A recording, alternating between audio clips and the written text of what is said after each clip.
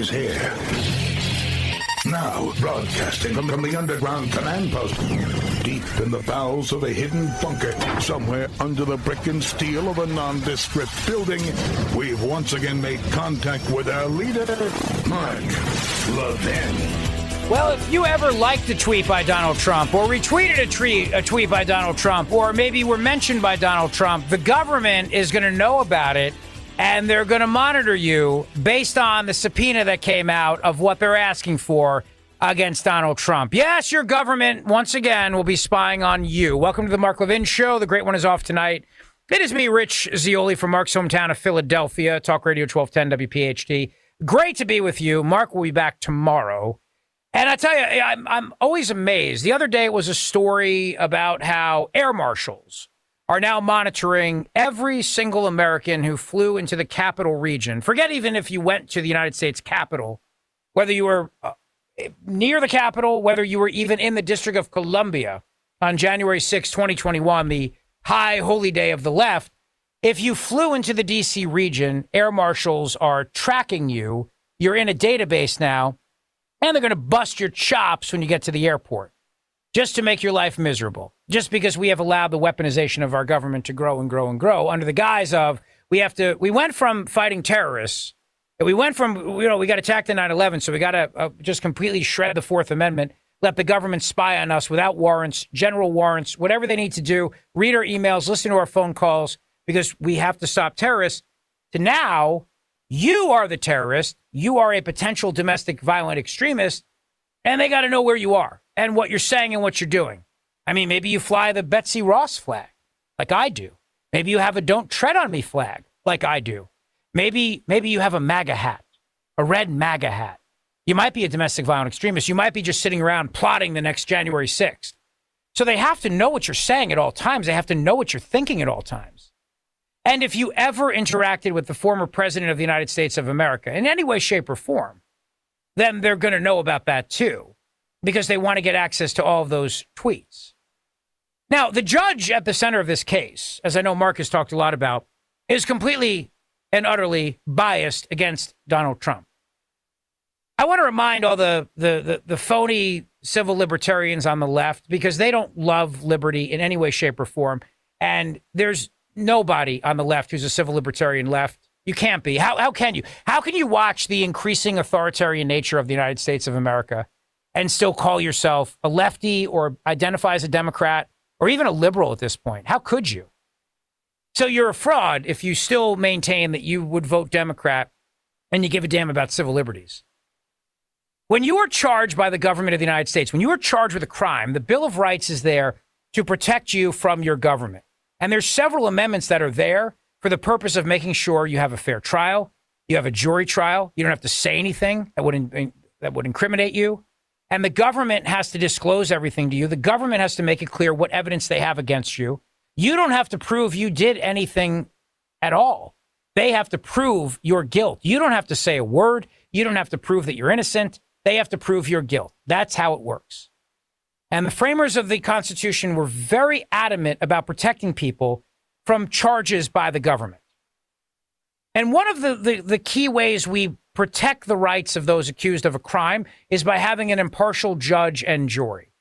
An impartial judge and jury to hear the case, preside over the case, the judge's perspective, and make sure that the constitutional rights of the defendant are absolutely being protected throughout the process. To make sure that the government, which has enormous power and all the time and money it needs, Donald Trump's lucky because he's got a lot of money, but he doesn't have a lot of time. He's running for president of the United States of America. The government has all the time and money in the world. They've got lots of lawyers. They don't have to worry about getting clients. Like if you're an attorney in the private sector right now, listening on the Mark Levin Show, you have to hang a shingle outside your door. You gotta get business, and then you have to service your clients and entertain your clients and do all those things. You are a government lawyer at the United States Department of Justice. All you have to do is go home at 5 o'clock, and you come in the next day at 9 o'clock or whatever the hours are. And then in the course of your day, you just sit around and figure out how you can destroy Donald Trump. That's your job. That's what you do as an attorney for the United States of America. And since the government has vast resources and it doesn't run out of time or money and doesn't have to worry about getting new clients, those attorneys, the judge is supposed to be there to protect the constitutional rights of the accused. But this judge hates Donald Trump. This judge is warning that the United States of America is facing an authoritarian threat. What does that mean? You know exactly what it means. It's the same reason why if you flew into the capital region on January 6, 2021, they're now monitoring you and profiling you and putting you on a no-fly list. It's the same reason why they're reading all the tweets of anyone who interacted with Donald Trump on Twitter. It's because you might be a domestic violent extremist. You're probably a Trump supporter. And so this judge, when she says the U.S. faces an authoritarian threat, what she means is if Trump's reelected. So she's going to do everything she possibly can to make sure that Donald Trump does not become president of the United States. She sees the time of testing for the nation as facts are denied and disputed. Judge Key to the January 6 case warns U.S. faces authoritarian threat. The people who are behind all these things, whether it's the judge in Trump's case, the judge who spearheaded all the prosecutions of anybody who was near the Capitol building on January 6, 2021, they are all biased against every single defendant that came in that courtroom. Every single one of them. And they all believe, as does Judge Chutkan, who is overseeing Trump's trial, they all believe that it is their job to stop Trump from becoming president. Now, Joe Biden has recognized something, and that is that Trump's going to be the nominee. I have a story here today how the Republican establishment has now decided to back Nikki Haley. And I know Mark's talked a lot about that. The very same people who were behind Jeb Bush and all the others, they first started out behind Governor Ron DeSantis. And look, let me say for the record, I have tremendous respect for Governor Ron DeSantis. I think he's an outstanding governor. What I've been saying since day one when he got in the race is that it's a long way to go. And I don't even know if he's going to make it to January. So I'm not going to start getting involved in the back and forth here because we've seen this before. People get into races and they're the exalted one and then it blows up. We've seen Scott Walker, Jeb Bush. I mean, we've seen this. Well, now the Republican establishment has decided that DeSantis can't do it. He has not been able to cut into Donald Trump's massive lead at all.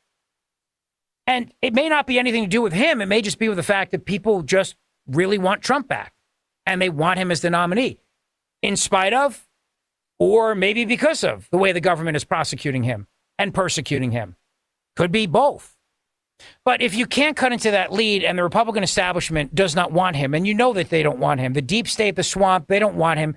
The idea that he would go in there in January 2025 and actually try to restore the balance of power in the executive branch away from these faceless, nameless, unaccountable bureaucrats and back to the president of the United States of America so that all these faceless, nameless, unaccountable bureaucrats can't undermine him every single day from within their bureaucratic, faceless, nameless offices throughout the District of Columbia. The fact that that would occur makes a lot of people nervous because a lot of people get very, very rich off that swamp. Oh, yes.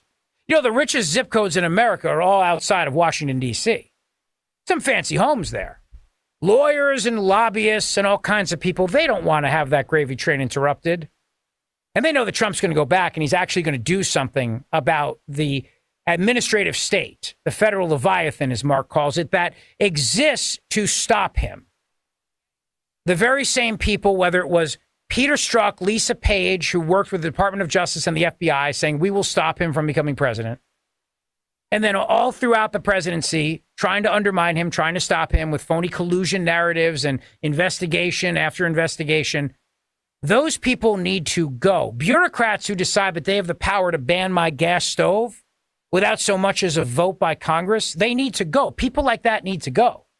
Bureaucrats who are at the EPA who decide, how can I make life a living hell for people in order to pursue my wacko green left agenda? They have to go. And that makes the left very nervous. The people at the FDA and the CDC who do the bidding of Big Pharma, whatever they want, because they want jobs there one day. They want to leave their faceless, nameless, bureaucratic offices in D.C. and go get their payout at Pfizer, Moderna, whatever.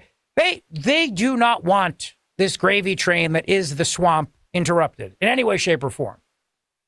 So the establishment is now deciding to throw massive amounts of cash towards Nikki Haley.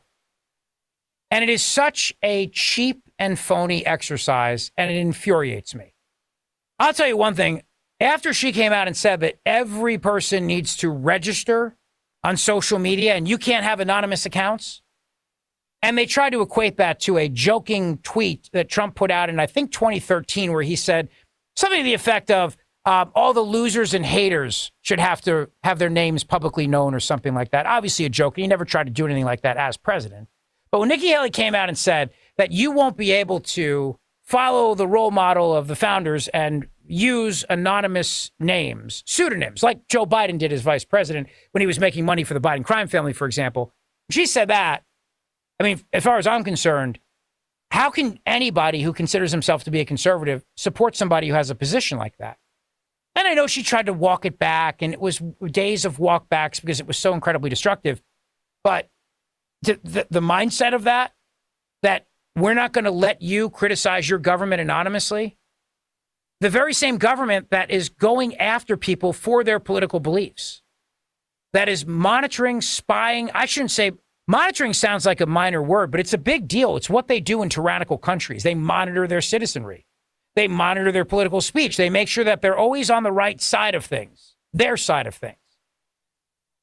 And in the United States of America, we have a long tradition going back to the Federalist Papers and the Anti-Federalist Papers of writing things anonymously. But the establishment hates Trump. You know that. So now they're piling more cash behind Nikki Haley. They've decided Ron DeSantis is not their guy, and they're making a huge bet on Nikki Haley, led by the Koch brothers and others. And the story from Politico goes into the fact that this, and I'll read you the quote, accelerating Haley train could create the only conditions under which Trump could be beaten in a Republican primary. That is not going to happen. She's not going to beat Trump in a primary. There is no Haley train. There's a Trump train. There's not a Haley train. Again, I'm not saying this in any other position right now other than I like to call balls and strikes. It's what I do on my afternoon drive show on WPHT in Philly every day. I call balls and strikes. Trump's lead is too massive at this point. No one's cutting into that, period. But that does not mean that the money establishment class is not going to try. And they're going to try to get other people out of the race. They're going to try to get Chris Christie out. They're going to try to get DeSantis out. They're going to try to make it a one-on-one race, and it's still not going to change anything. The Democrats have all accepted the fact that Trump's going to be the nominee. That's why Joe Biden is now attacking Trump directly, because they've realized now he's going to be the nominee. But that is not going to stop. Understand, that will not stop the establishment class from trying to stop him in every way, shape, and form. So you have that going on. And then you also have, of course, the United States government trying to stop him.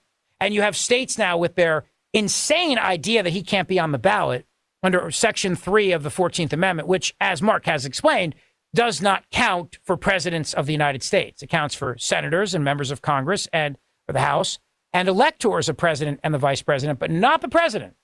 But that doesn't mean they're not going to try, because you know that they will. And at the very same time that's happening, Joe Biden wants you to know inflation, what is now costing you. I think the story from CBS today said Americans need an extra $11,400 today just to afford the basics. But wait till you hear what the president says regarding inflation. Turns out it's not his fault.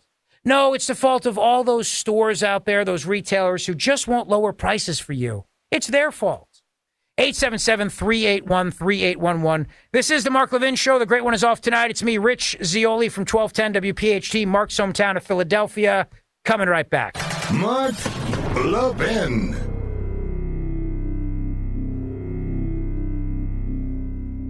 Have you seen the headlines lately? Third highest deficit in history. Digital dollar sparks uncertainty. We're living in an unpredictable world, but gold is still gold.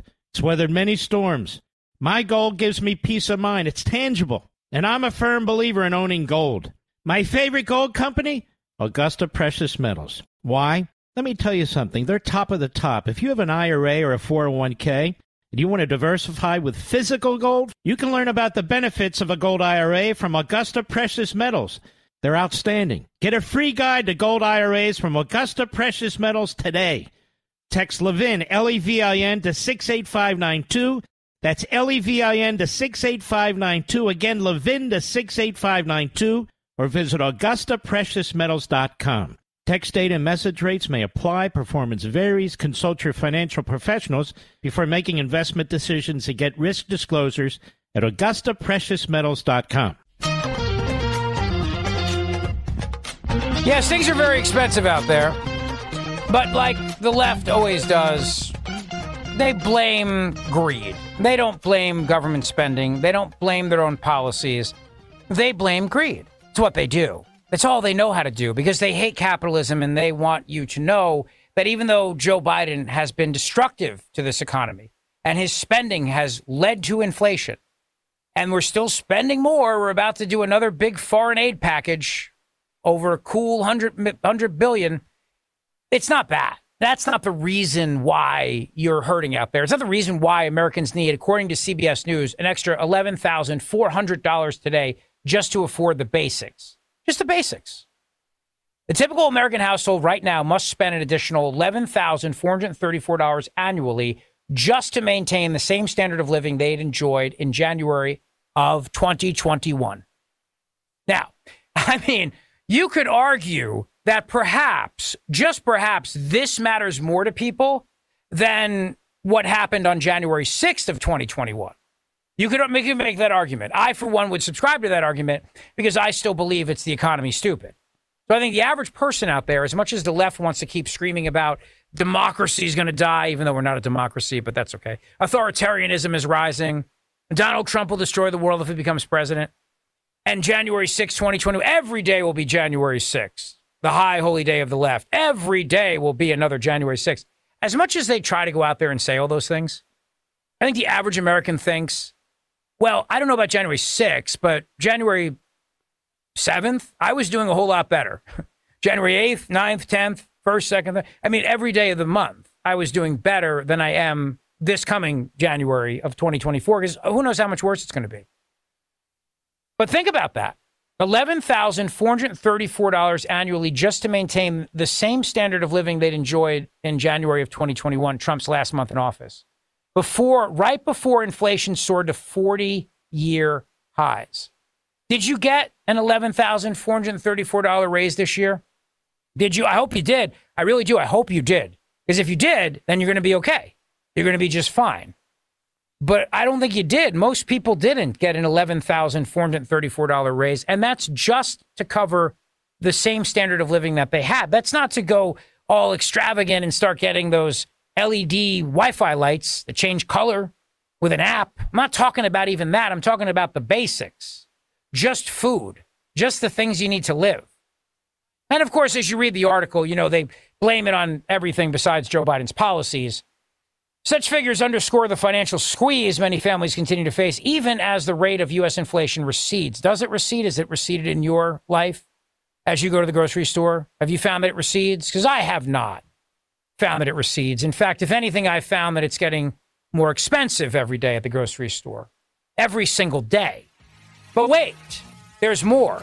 When I come back, I'll share with you what Joe Biden has to say about this. And again, it's not his fault, as they try their best to blame retailers. This is the Mark Levin Show with me, Rich Zeoli. We're coming right back. Have you seen the headlines lately? Third highest deficit in history. Digital dollar sparks uncertainty. We're living in an unpredictable world, but gold is still gold. It's weathered many storms. My gold gives me peace of mind. It's tangible. And I'm a firm believer in owning gold. My favorite gold company? Augusta Precious Metals. Why? Let me tell you something. They're top of the top. If you have an IRA or a 401k and you want to diversify with physical gold, you can learn about the benefits of a gold IRA from Augusta Precious Metals. They're outstanding. Get a free guide to gold IRAs from Augusta Precious Metals today. Text Levin, L-E-V-I-N, to 68592. That's L-E-V-I-N to 68592. Again, Levin to 68592. Or visit AugustaPreciousMetals.com. Text data and message rates may apply. Performance varies. Consult your financial professionals before making investment decisions and get risk disclosures at AugustaPreciousMetals.com. The Mark Levin Show, live and national at 877-381-3811. Yes, the great one is off tonight.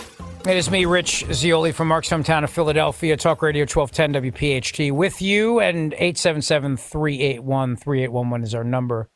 I'm going to talk about a lot tonight, including Israel and the aid and the fact that this administration, which, as Mark said the other night, is the most anti-Israel administration since Israel was officially a state, they are still at it right now, still with their conditions on Israel and still telling Israel what to do and how to fight this war against Hamas. And there's some new details on that I will share with you throughout the course of the Mark Levin Show tonight. But I want to focus on the economy for a moment, because in all the talk about the weaponization of government, how they're going after you for your political beliefs, how they're targeting the former president of the United States, Democrats are panicking. I mean, you know that, right? They are panicking at this moment. This is why David Axelrod came out a few weeks ago. If you remember Axelrod, he was in Chicago, Illinois. The Obamas had their little reunion, the 15th anniversary of his historic win, where he said, today we change America, whatever the exact line was, the transformation, the fundamental transformation of America. Well, David Axelrod, who was Obama's guy, comes out on that Sunday morning and says, basically, in effect, Joe Biden's got to go, right? Joe Biden's got to go. He can't win. And then he doubles down on it. Joe Biden calls him a pejorative for a man's, the P word for that. And David Axelrod says, hey, look, call me whatever you want, but the guy can't win. And then you have these other people coming out, Bill Maher, and you have other pundits on the left coming out and saying the same thing. And the Democrats are panicking. They realize Joe Biden's a terrible candidate. He's corrupt. He's corrupt. He's lazy. There's a story that just came out a short time ago regarding some more mysterious money coming Joe Biden's way. A bank investigator flagged unusual Chinese payments behind the $40,000 check to Joe Biden. And I'll share those details with you as well. But he's corrupt. Remember in 2020 when the Hunter Biden laptop story came out, and immediately the unholy triad of the government and big tech and the corporate media rushed to make sure that nobody could ever learn the truth about that. They said it was Russian misinformation, and they told you it was Russian disinformation. And if you tried to actually read the story, they wouldn't let you. And they took the New York Post off Twitter for, I think, 2 weeks or something. You couldn't share the article. If you ever said anything like, wow, this Hunter Biden laptop is real, it was flagged by then Twitter at the time, now X, Facebook, all these other sites. Well, the reason why they did that is not because of the disgusting, and they are disgusting, pictures of Hunter Biden on the laptop. I've seen them. You've seen them. Don't ever look at them before you eat a meal. It won't work out well for you. But it was not because he was snorting cocaine off of strippers. It was because of the corruption of Joe Biden. It was all there. And in 2020, he was Uncle Joe in the basement. He was going to be the nice guy that brought Americans back together again. Oh, make everybody love each other. Just like an uncle who takes you to the zoo for the day and then lets you rub his hairy legs in the pool. But if they let everybody realize that he's actually a corrupt swamp creature and also, by the way, a jerk, he is a nasty, nasty guy, well, then that whole little narrative that they created around Joe Biden just goes away. It blows up. They can't do that this time around because everybody knows now the Hunter Biden laptop's real. I mean, Hunter Biden's such a moron, but he decided to sue John Paul Mac Isaac, who's the guy that owns the laptop repair shop where he dropped off the laptop. So everybody knows it's real. The contents of it are coming out. They've been out. They're out there. But the government knew it was real in 2019. The FBI had it. The government worked to make sure that when the story was going to break, they would be able to then do their thing and tell everybody it was disinformation. So they could not jeopardize Joe Biden's chances in November and be stuck with another 4 years of Donald Trump, among other efforts that they undertook in that election, obviously, to secure Joe Biden into the presidency. But this time around, they're dealing with a guy who's corrupt. All the corruption is coming out. Can't hide it anymore. Can't pretend anymore. Can't turn around and say it's not there. It's very real. And the other problem is now it's Joe Biden's economy, and the economy stinks. It stinks. And you also have this guy who in the last 3 years has had a rapid dissension into Alzheimer's, whatever it is that's going on up there, dementia. You've seen it. I've seen it. We all know it. I know people still don't want to talk about it, but it's there. And the question is, how much worse is it a year from now? A year from now, when you're potentially talking about presidential debates, I don't know if they'll do them. They should. But if Joe Biden's the candidate a year from now on the stage against Donald Trump, presumably, he's not going to do so well. he's not going to be in very good shape. I mean, these kind of diseases progress very, very quickly. I'm not a doctor, but I mean, I've seen it. You've seen it. We've all seen it in our lifetime. So you got the corruption. You got the fact that the average American today needs $11,400 more just to keep the same standard of living that they had in January of 2021. And the corruption keeps coming out. This is from National Review. A bank money laundering investigator expressed serious concerns about a transfer of funds from China that ultimately trickled down to President Biden in the form of a $40,000 check from his brother, James Biden, according to an email obtained by the House Oversight Committee. Biden received a $40,000 personal check from an account shared by his brother, James Biden, and his sister-in-law, Sarah Biden, in September 2017. Money that was marked as a loan repayment. The alleged repayment was sent after funds were filtered from Northern International Capital. Now, what is Northern International Capital, you might be asking yourself? Well, that's an excellent question. Good for you for asking it. Turns out Northern International Capital is a Chinese company affiliated with the Chinese energy company CEFC through several accounts related to Hunter Biden and eventually down to the personal account shared by James and Sarah Biden. That's what we really call trickle-down economics. It trickled all the way down from China directly into Joe Biden's pocket. Northern International Capital sent $5 million to Hudson West 3. That's the joint venture established by Hunter Biden and the Chinese energy associate Gong Wendong. Yes, that's really his name. Gong Wendong. And that was done on August 8th. But on the same day, Hunter's firm then sent $400,000 to Owasco PC. That's an entity owned and controlled by Hunter Biden. Tracking all this? 6 days later, Hunter Biden wired $150,000 to Lion Hall Group. That is a company owned by James and Sarah Biden.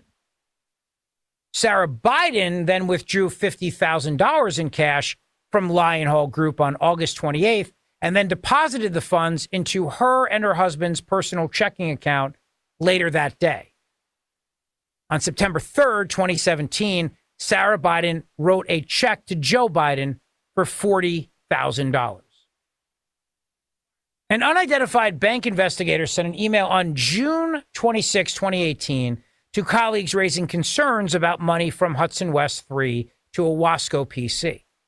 The email said the $5 million in funds sent from Northern International Capital, that's the Chinese company, to Hudson West, that's Hunter's company, were primarily used to fund 16 wire transfers totaling more than $2.9 million. The wires were labeled as management fees and reimbursements. You know, when I try to get my mileage reimbursed at my company, I have to actually go through it's a whole rigmarole with an Excel spreadsheet and receipts and whatnot. Just a cool $2.9 million management fees and reimbursements. You know, somebody may have went out and bought toner on their own personal credit card. You got to get reimbursed for that, obviously. You know, this is why you use forensic accountants. This is why the people that were the whistleblowers who came before the House Oversight Committee and testified very bravely. This is why you need people like that. Because the only way you ever crack down on international money laundering schemes is because people are trained and have experience in following this kind of money and these kind of shady transactions and then building a case, building a RICO case of international money laundering. I mean, this is the way the mafia operates, if there's still such a thing. This is the way the mob operates. This is the way that true international criminal enterprises operate. They just keep transferring money around, and they wash it as they go. You don't actually wash it with soap and water, but you wash it by moving it from one account to another. And then eventually it winds up in somebody's pockets, in this case, the former vice president of the United States, who would then become the president of the United States and do everything that China wants him to do. This president does not stand up to China. This president will never stand up to China because China has the receipts. China has the receipts. What? Did you think that this Northern International Capital is not a wholly owned subsidiary of the Chinese Communist Party. The Chinese Communist Party owns everything in China. They have all the receipts on Joe Biden. That's why Joe Biden is never going to tell Xi Jinping anything. He's never going to tell them, listen, bud, you stop buying Iran's oil. You stop giving Russia weapons. You stop it. Knock it off. He's never going to put tariffs on China. He's not going to do a damn thing. China is now, I told you this the last time I filled in for Mark, China is absolutely expanding their naval supremacy in the South China Sea. Joe Biden doesn't care because they have the receipts.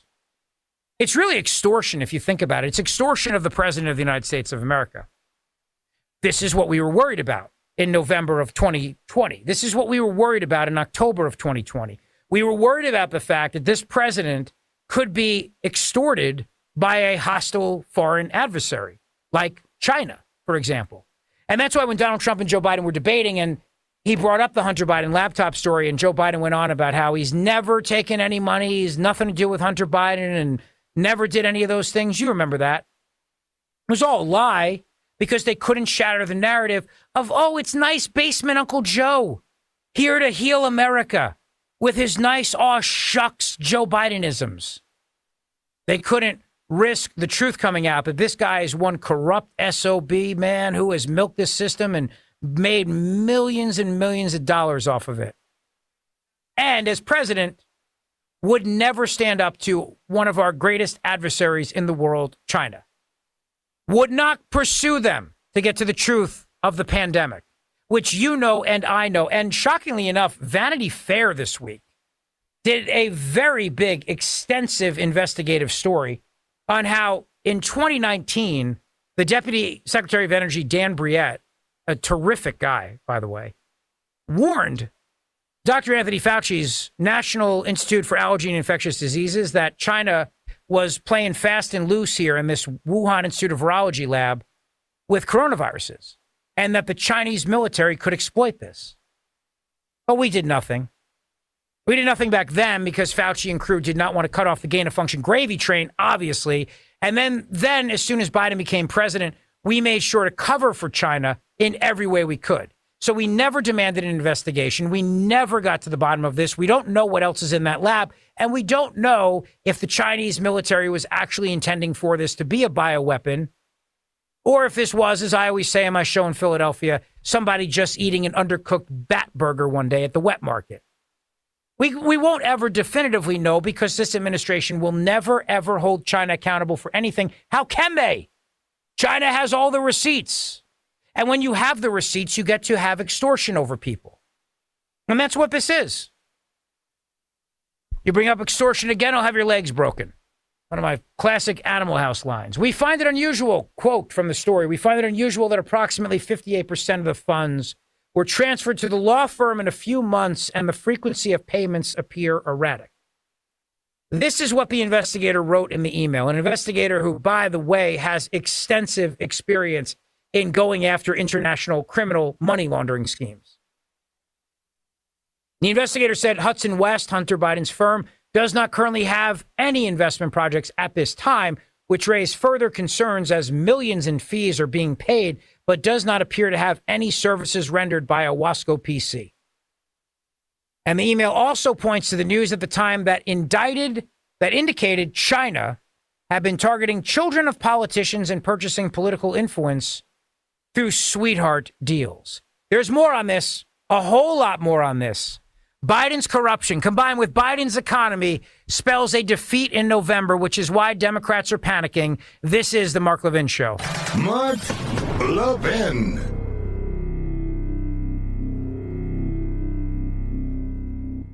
Have you seen the headlines lately? Third highest deficit in history. Digital dollar sparks uncertainty. We're living in an unpredictable world, but gold is still gold. It's weathered many storms. My gold gives me peace of mind. It's tangible. And I'm a firm believer in owning gold. My favorite gold company? Augusta Precious Metals. Why? Let me tell you something. They're top of the top. If you have an IRA or a 401k and you want to diversify with physical gold, you can learn about the benefits of a gold IRA from Augusta Precious Metals. They're outstanding. Get a free guide to gold IRAs from Augusta Precious Metals today. Text Levin, L-E-V-I-N, to 68592. That's L-E-V-I-N to 68592. Again, Levin to 68592. Or visit AugustaPreciousMetals.com. Text data and message rates may apply. Performance varies. Consult your financial professionals before making investment decisions and get risk disclosures at AugustaPreciousMetals.com. There's a lot more to this story regarding the corruption of Joe Biden and China, and it matters. It matters in a big way because this president is obviously allowing China to get away with literal murder. And I keep seeing all these stories about this new pneumonia that's sweeping through China. People are masking up again, lockdowns again. Could this be the next bioweapon? Could this be the next thing that keeps everybody at home in 2024, just in time for the presidential election? It would be nice if we could have gotten access to the Wuhan Institute of Virology to be able to look around the place. But the minute that Joe Biden became president, that was never going to happen. And so whatever China's up to there, it doesn't matter. They have the receipts on Joe Biden. It doesn't matter. But listen to what this clip from this cut here, this quote from National Review. Long before our investigation into President Biden's corruption, a bank money laundering investigator raised the exact concerns that we raised publicly about the Biden family business. Payments appear erratic, does not appear to have any services rendered, no current business purpose, and China's targeting of children of politicians and the purchase of political influence through sweetheart deals. That's what the banking investigator found in 2018. In fact, he was so concerned about Hunter Biden's financial transactions with the Chinese company, he wanted to reevaluate the bank's relationship with the customer. Jim Comer, who's the chairman of the committee, said Biden knew about, participated in, and benefited from his family's shady China dealings. The Bidens began working with CEFC. This is a Chinese energy company linked to the Chinese Communist Party, as every single business entity is in China, when Joe Biden was vice president. Hunter Biden sent a WhatsApp message to one of the associates there, Raymond Zhao, on July 30th, 2017, demanding a $10 million payment. Quote, I am sitting here with my father, and we would like to understand why the commitment made has not been fulfilled. I am very concerned that the chairman has either changed his mind and broken our deal without telling me, or that he is unaware of the promises and assurances that have been made and have not been kept. And Z, if I get a call or text from anyone involved in this other than you, Zhang, or the chairman, I will make certain that between the man sitting next to me and every person he knows, and my ability to forever hold a grudge, that you will regret not following my direction. And then the money flowed, baby. The money flowed. 877-381-3811. This is the Mark Levin Show. The great one is off tonight. It's me, Rich Zeoli, in for Mark. Coming right back. This segment of the podcast is exclusively sponsored by Pure Talk. Pure Talk offers great coverage and can save your family money on your wireless bill every single month. Go to puretalk.com to find the plan that's right for you. Thank you again for listening, and thank you so much for this sponsorship, Pure Talk. He's here. He's here. Now, broadcasting from the underground command post, deep in the bowels of a hidden bunker, somewhere under the brick and steel of a nondescript building, we've once again made contact with our leader, Mark Levin. The mayor of Chicago blames, wait for it, yes, right-wing extremists for all the violence in that Democrat-run city. Welcome back to the Mark Levin Show. This is Rich Zeoli in for the Great One tonight. The Great One is off. But it's great to be with you from Mark's hometown of Philadelphia. 877-381-3811. I do the afternoon drive there, and it's great. Always an honor to fill in whenever Mr. Producer asks me. I jump at the chance to hang out together with my fellow Levinites tonight. We're going to talk about a lot tonight, but I want to turn our attention to Israel because I know it's obviously a topic Mark is incredibly passionate about. And Axios has a story today, according to a scoop, Biden warned Bibi Netanyahu that Israel cannot operate in southern Gaza the way it did in the north. He told Israeli Prime Minister Benjamin Netanyahu last Sunday that he is concerned about a possible Israeli military operation into southern Gaza after the current pause in fighting ends, according to 2 U.S. officials. And they are extremely worried that an Israeli operation in the southern Gaza Strip, where 2 million Palestinians are concentrated, would lead to significantly more civilian casualties and deepen the, quote, I'm reading this from the Axios article here, humanitarian crisis in the enclave. You know what is amazing about this is that Israel was attacked. It was the biggest, most vile attack against Jews since the Holocaust. And the United States of America is telling them how to fight their war against Hamas. The United States of America, in its arrogance, thinks it can tell Israel, a sovereign nation, how to fight a war. And in the process of doing so is trying to tie Israel's hands behind its back. No question about it. No question about it. And where are all these pictures of all these dead Palestinians and dead children? I mean, you cannot believe a word that Hamas says. And yet this Axios article actually says the following. Let me quote this for you. At least 14,800 Palestinians, including 6,000 children, have been killed in Gaza since the war began, according to the Ministry of Health in Hamas-run Gaza. So we're supposed to believe that. We're supposed to believe those numbers. Right. Yeah. No, Israel's just going out there and killing civilians. That's actually what Hamas did. That's not what Israel's doing. Israel is trying to protect civilians. Israel is doing everything it possibly can to protect civilians. Hamas is a terror group that is embedded among the civilian population. And they need to be wiped out because Israel has to wipe them out because Israel was attacked by them. And Hamas is going to keep coming. They're never going to stop. They're never going to stop the fighting. And all these other countries in the region had an opportunity to take refugees, and they would not do it.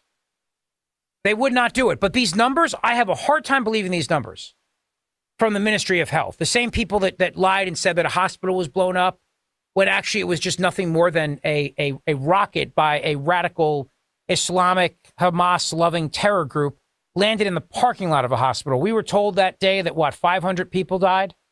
500 children in a hospital. We had Rashida Tlaib and Ilhan Omar, those vile anti-Semites, crying on the floor of the House of Representatives over Israel bombing a hospital. Remember that lie? Now, the same lie was the lie told by the Ministry of Health in Hamas-run Gaza. So call me a little bit cynical if I don't believe what they're telling me this time around. Behind the scenes, the U.S. official said Biden's phone call with Netanyahu on Sunday was focused on specifically his concerns about an Israeli operation in the southern Gaza Strip. Biden told Netanyahu that the way Israel operated in northern Gaza, which included a wide assault and 3 armored and infantry divisions, can't be repeated in the southern part of the enclave because of the millions of Palestinians who are there now. And Netanyahu told Biden it's necessary. The operation in the south is necessary to achieve Israel's goal of destroying Hamas, and the Israeli public won't accept stopping the military operation now. Where are all the people that scream about American colonialism and America trying to always be the boss of the world? Where are all those people now who are screaming? Why are they not screaming and saying you don't have the right to tell Israel how to fight its battles? You don't have the right to tell a sovereign nation that it needs to eliminate the enemy who wants to see them literally exterminated. The United States of America doesn't get the right to do that. And, of course, in the typical way that Biden does things, of course, he'll tie this all to money. He'll tie it all to money. Just like Biden has always in his entire life used politics to enrich himself, he will use U.S. military aid for Israel as the linchpin to try to get them to do whatever he wants and to fight the battle the way he wants them to fight it, which is to not fight it, which is to lose, which is to stop fighting. And you have all these Democrats today, these Democrats, people like Bernie Sanders and others, who are coming out and saying any aid to Israel must be conditional. Conditional. This is the new thing the Democrat Party's doing right now. Conditional aid to Israel. I'd rather say don't give them the money. If I'm Netanyahu, I'd rather say thanks, but no thanks. You keep your money. We're not going to take any conditions on this money. We're not going to do that. We thought you were our friend. But if you're going to put conditions on this, we're good. We'll figure it out on our own. We don't need you. But that's what they want to do. And the reason why, of course, is because the Democrat Party has allowed this anti-Semitism to fester in their ranks for decades on college campuses, within the Democrat Party. And that's Bernie's base. I mean, that's the base of the Democrat Party right now. They are actively rooting against Israel. And all Israel is doing is trying to fight for its right to exist in the world by wiping out people that attack them and murdered their civilians, and will keep doing it unless Israel wins this fight. And I have a really hard time with the United States telling another sovereign nation how it has to go about defending itself. I have a really hard time with that. We're not putting any restrictions on how Zelensky runs the show in Ukraine. We give him all the money he wants. You know the difference, though, right? Obviously, is that Joe Biden's corrupted by Ukraine too. So Zelensky also has the receipts. I mean, I'm sure the receipts are still in the drawer of the presidential desk when he moved in the office. So Biden would never dare tell Zelensky how to fight his battles. He'll just keep writing checks. No questions asked. But with Israel, it's different. The Biden crime family didn't do any business with Israel. So Netanyahu doesn't have any receipts. So it's not like Joe Biden has to worry about the extortion that could occur if he tells him no. That's the difference. That's it right there. You know it. I know it. Everybody sees it. Let's talk about it. It's right there in front of you. We're about to give Ukraine more money, and it does not come with any conditions whatsoever. None. In fact, we'll give them whatever they want to fight the battle. Even things that we once called weapons of mass destruction, we'll give it to them. Anything they need, whatever they need. We're not worried about it because Biden wouldn't dare. It's like Biden standing up to China. He would never dare. But Israel is a different story. Between the fact that the Biden crime family never did business there and also the fact that the Democrat Party hates Israel, Chuck Schumer can stand on the Senate floor today and give a big speech about anti-Semitism, and that's all well and good. But Chuck, this is your party, pal. You're actually what they call preaching to the choir. Only the choir doesn't like your message. It's your people. It's not Republicans. It's Democrats. It's your party. It's your people. It's your lunatic fringe on college campuses. It's your lunatic fringe in corporations. Those are your people, Chuck. So thanks for the big speech. But what you really should do is just remember that you have allowed this to occur. You've allowed these people to grow in your ranks, and you never did a damn thing about it. According to the story from Axios, Biden said on the call he wants the U.S. and Israel to conduct more discussions about the Israeli military's operational plans for southern Gaza ahead of any such operation. And Netanyahu agreed to that. U.S. and Israeli officials said two similar conversations took place in recent days between Secretary of Defense Lloyd Austin and his Israeli counterpart, Yoav Gallant. Now, remember when Israel tried to move out over 1 million Palestinians before the ground invasion began? They have tried to do everything they possibly can to protect civilians during this fight. Do you think Hamas gives a damn about protecting civilians? No, they were actively killing them. They were hunting them down and actively killing them. They don't give a damn about civilians. Israel does. And that's the difference. And that's why you should root for them. There's a tweet that Mark put out earlier. He retweeted David Milstein. And a U.S. official says the following: it's not something we're currently pursuing. This is shameful. However, making the aid conditional to Israel doing and fighting the war the way we want them to. Meanwhile, the article notes Biden's comments are a major shift in the wrong direction. No other commander-in-chief, welcomed, albeit briefly, the idea of putting restrictions on support for Israel like Joe Biden. It's certainly a change from 2019, when then candidate Biden called the idea of putting conditions on aid to Israel absolutely outrageous.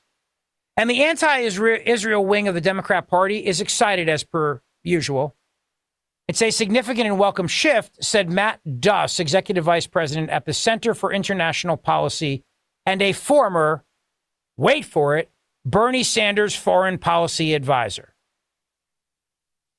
3 U.S. officials say that Biden will not restrict support for Israel anytime soon, but the Democrats are pressuring the White House in such a way that they may now have to. Biden said it was a worthwhile thought to condition any aid to Israel on how they fight the battle, the way he determines the battle to be fought.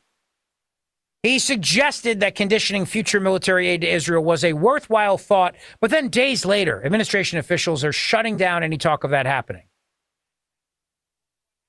Could you imagine if Joe Biden actually does this? I mean, I could see him doing it. This is the problem that Biden has, though. See, he's stuck in a very, very precarious political position right now because he knows the Democrat Party hates him.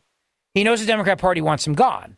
He also knows the Democrat Party doesn't like Israel, hates Israel. So he doesn't know exactly what to do right now. I mean, normally it'd be a no-brainer. You stand with Israel, you support Israel, you give them the aid, unconditional, and that's that. That's that. But what happens then? The phone starts to ring, and it's Bernie Sanders on the other end demanding that the aid be conditional. And all the Democrat strategists and all the people around there, they turn around and say, you know, there's a lot of love for the Palestinian people here among the Democrat Party, and so you really should put conditions on this. And you're already losing support among the Democrat Party as they equate Palestinian civilians to Hamas. And do you really want the Democrat Party to turn on you, Mr. President, any more than they already have? The White House's current stance could put the president on a collision course with members of his own party. Senate Democrats on Tuesday met to discuss pressuring the White House on conditionality, with some of Biden's staunchest allies noting he could use current regulations to restrict aid. Quote from Chris Coons of Delaware, there are conditions that are already attached to our aid to a wide range of countries. The conditions that already apply under law are sufficient for this circumstance. The headwinds from Biden's own party have only grown in recent weeks. This month, congressional Democrats first quietly, then publicly came out in support of imposing conditions. And Senator Bernie Sanders was first out of the gate, proposing that Israel not get any more weapons until it stops, quote, the indiscriminate bombing of Gaza, and commits to serious peace talks, among other stipulations. Is Bernie doing any of that when it comes to Ukraine, out of curiosity? Nope. He's just going along with whatever checks have to be written. Whatever they need. No problem. All these Democrats are. Isn't that something? Isn't that something? There's no conditions. There's nothing about peace talks. Oh, hey, Ukraine, you want another round of money? Then let's sit down at the table. You and Putin and we'll broker this before we start writing more checks. We'll see if we can do something about this whole thing. Nope, none of that. Nope. Nope. It's outrageous the way the Democrat Party is. And my bet is that Joe Biden, the political pickle that he's in right now, they'll find some way to put restrictions on Israel, even if it means just using existing law. Guarantee Israel will get no money without restrictions. You can bet on it. This is the Mark Levin Show with me, Rich Zeoli, in for the great one. Coming right back. Mark Levin.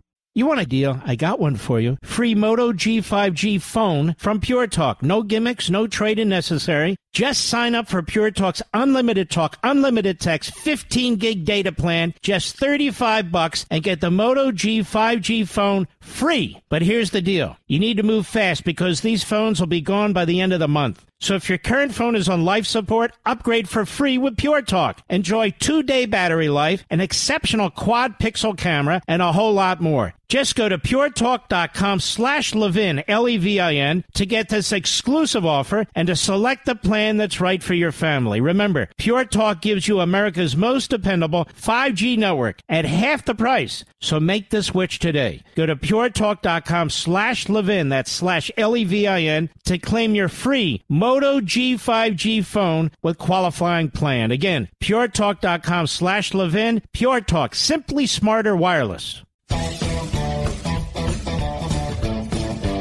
So I guess then the question becomes, how does Joe Biden navigate this with the growing anti-Semitism in the Democrat Party? What does he do? How does he handle this? Let me just show you how crazy Democrats are right now. This is a city council meeting in Oakland, California. All right. This is a video from a city council session in Oakland. It's gone viral over a number of bizarre takes on the Israel-Hamas war. During a City Hall special session on Monday night, Oakland City Council voted for a resolution supporting a permanent ceasefire in Gaza. The resolution calls for the unrestricted entry of humanitarian assistance into Gaza, a demand of respect for international law, and the release of all hostages still held by the Hamas terror organization. While the resolution succeeded with a unanimous vote, the council voted beforehand to reject an amendment proposed by Council Member Dan Kalb. That amendment, which failed with a 6-2 vote, would have expressly condemned international terrorism and Hamas. That motion failed. To condemn Hamas and their instigation of the war with the atrocities they committed on October 7th. This is from that council. This is from that city council meeting. Cut number 5, Mr. Producer. There's not been beheadings of babies and rapings. Israel murdered their own people on October 7th. Calling Hamas a terrorist organization is ridiculous, racist, and plays into genocidal propaganda that is flooding our media and that we should be doing everything possible to combat. I support the right of Palestinians to resist occupation, including through Hamas, the armed wing of the unified Palestinian resistance. As an Arab, asking with this context to condemn Hamas is very anti-Arab racist. The notion that this was a massacre of Jews is a fabricated narrative. Many of those killed on October 7th, Thank you, ma'am. Your time is up. Including children, were killed by the IDF. An amendment condemning Hamas is bald propaganda meant to... Thank you. Your time is up. To hear them complain about Hamas violence is like listening to a wife beater complain when his wife finally stands up and fights back. Question. Did anyone else notice that those who oppose this resolution are old white supremacists? There's been a lot of atrocity propaganda ranging from claims of beheaded babies to mass rape. Hamas is not a terrorist organization just because the U.S. and Israel deems it so.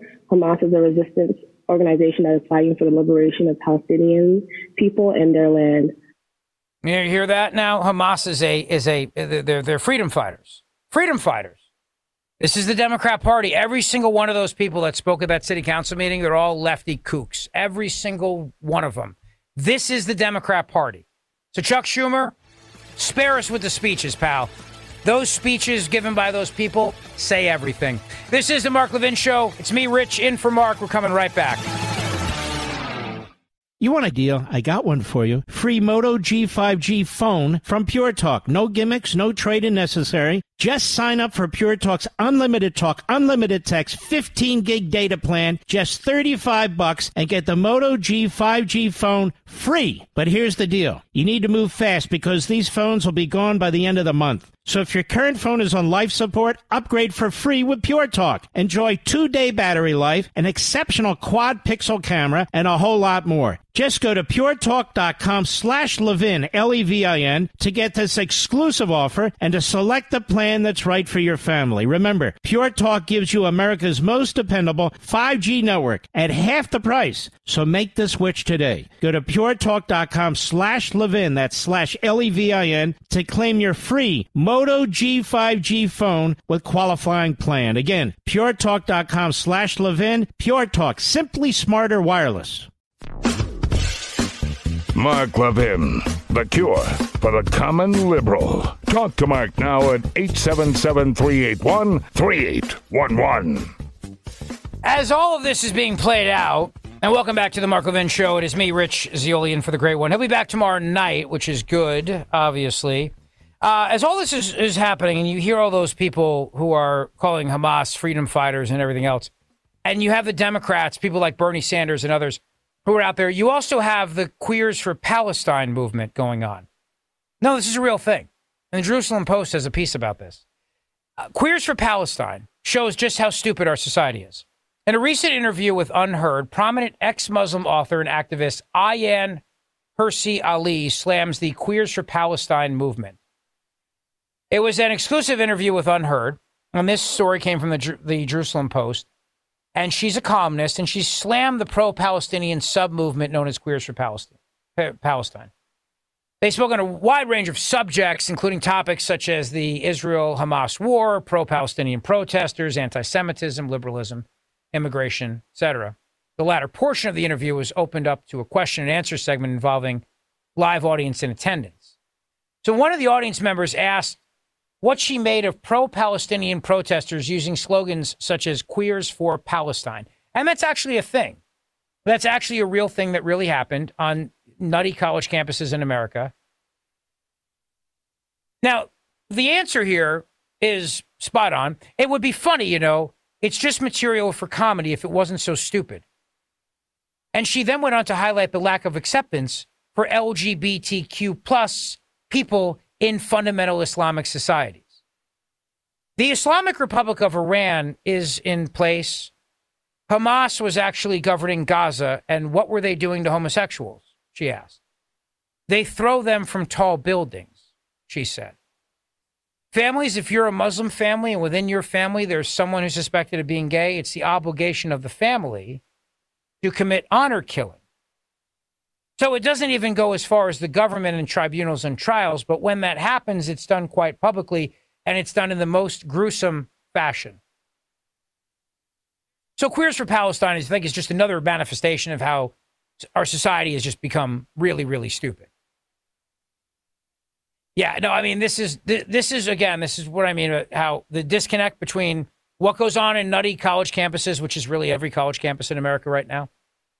You've got people there, you know, rainbow queers for Hamas and whatnot. These people would kill them in a heartbeat. They don't want them even being allowed to speak in public. There's no freedom. There's nothing other than hatred for anyone who does not live by their lifestyle. That's it. That's the only thing you have to know. And yet, when people are brainwashed into believing that Hamas is the victim, they're the good guys here. They're the freedom fighters. They're fighting for freedom for the Palestinian people. When you are conditioned to believe that over and over again by the indoctrination that occurs, when you hear all those people from that city council meeting saying that these are freedom fighters. What do you mean?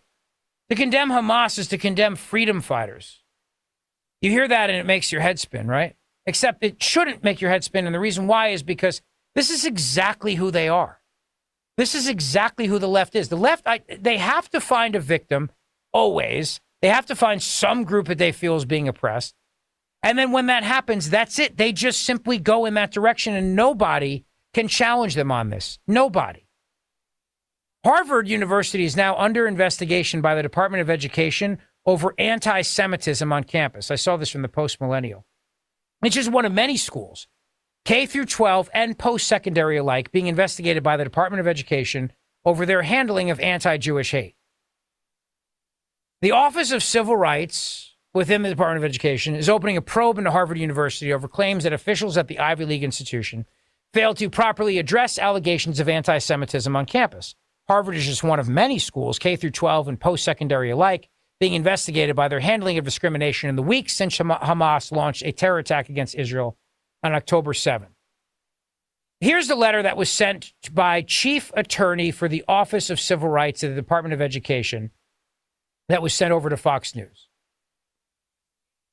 The U.S. Department of Education Office of Civil Rights, here's see if I can get this. Christy R. Harris, Chief Attorney, said they'll be opening an investigation to whether Harvard failed to respond to alleged harassment of students based on their national origin, shared Jewish ancestry, and or Israeli ancestry in a manner consistent with requirements of Title VI. Quote, please note that opening the complaint for investigation in no way implies that the Office of Civil Rights has made a determination on the merits of the complaint.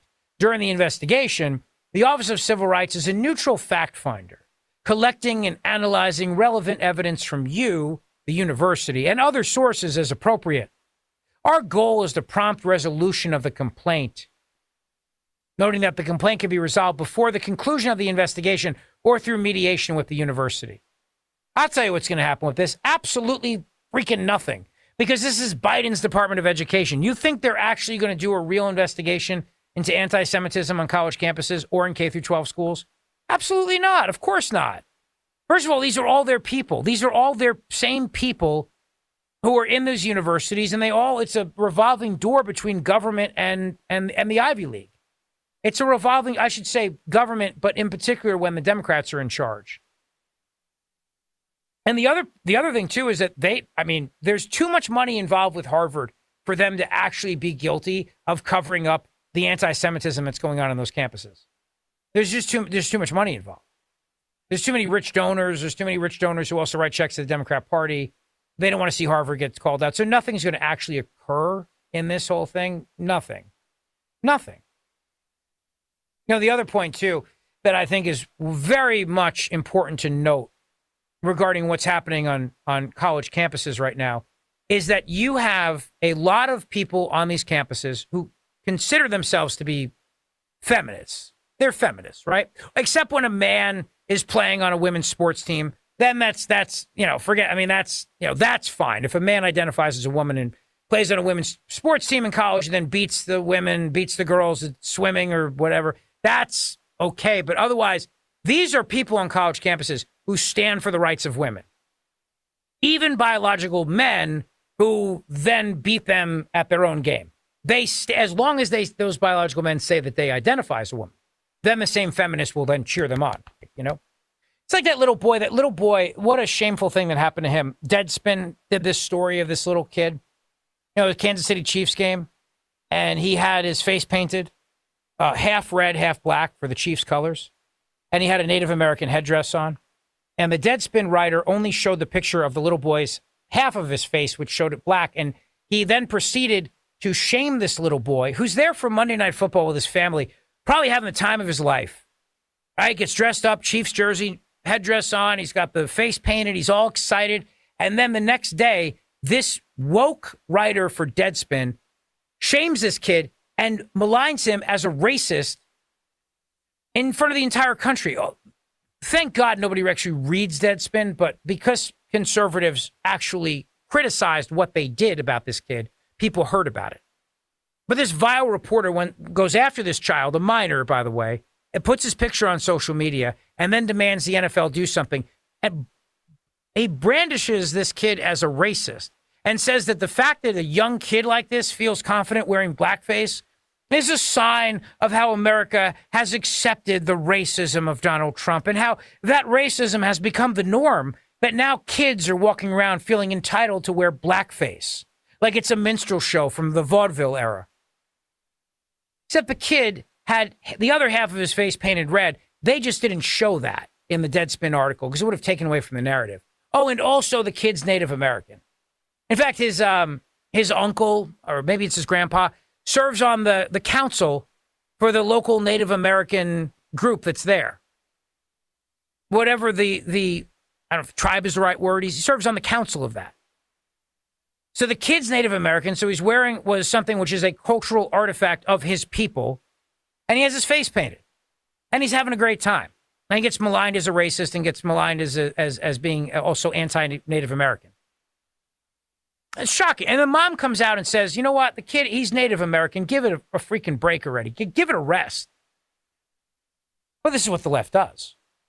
And if that little boy had gone to that game dressed up as a Native American princess, like if he had gone to that game dressed as Pocahontas based on the Disney movie, and if he had gone there with the Pocahontas costume and dressed up like that, and that writer had shamed him at that point, her, for wearing a Native American costume as a princess, he'd lose his job because the kid should be absolutely encouraged if he's transgender to dress up as a girl, even if that girl is wearing her face painted and in Native American headgear.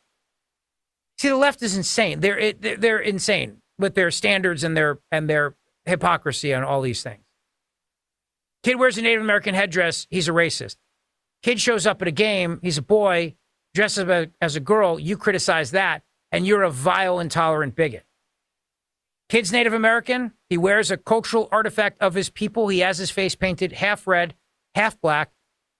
Do you think Deadspin offers an apology? Nope. You think they ever will? Absolutely not. They don't have to. The left never has to apologize. It's like Rolling Stone magazine's a great example. You remember when Rolling Stone magazine did that big profile, a rape on campus, where they talked about a woman who was brutally gang raped on the campus of UVA, only it never happened. They shamed all of these fraternity members as being a bunch of bros and rapists, and all these horrible things were said about them. And it never happened. It was true. It was a fugazi, as my people say. It was fake. It did not happen. But is Rolling Stone out of business today? Nope. Deadspin maligns this poor little boy, this child who's just enjoying the game. Do they show the whole story? Do they apologize? Do they walk it back? Nope, not at all. They don't have to. The left never has to apologize if they get it wrong. Never. And so all these groups out there on campus, all these women who are saying they're feminists, these pro-feminist groups out there, why are they not condemning Hamas? Why are they not condemning Hamas? Well, you got to hear this clip. This is Sarah Hendricks, who's the deputy executive director for UN Women, who spoke with CNN anchor Brianna Goladriga this week and had a tough line of questioning regarding the UN's refusal to condemn Hamas for using systemic rape and sexual violence as a weapon during the devastating attack on Israel. Cuts a little long, but it's worth it. Believe me, this word salad of this person who cannot condemn Hamas for raping women, cut 6. Is there a reason, though, Sarah, that you can't specifically call out Hamas and the mounting evidence now over 7 weeks that Israeli investigators have collected, that we've shown our viewers about the atrocities they committed specifically on October 7th? Because I think that's the crux of the issue here. It's not just condemning sexual violence against women and in any war in general. It's specifically what occurred on October 7th, perpetrated by Hamas. Indeed.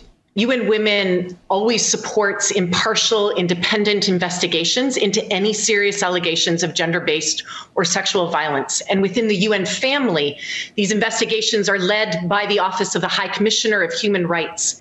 And just to provide a little bit of context in terms of UN Women's role, UN Women specifically provides and has extensive knowledge on gender-based violence and provides and supports investigations as we do with all UN investigations.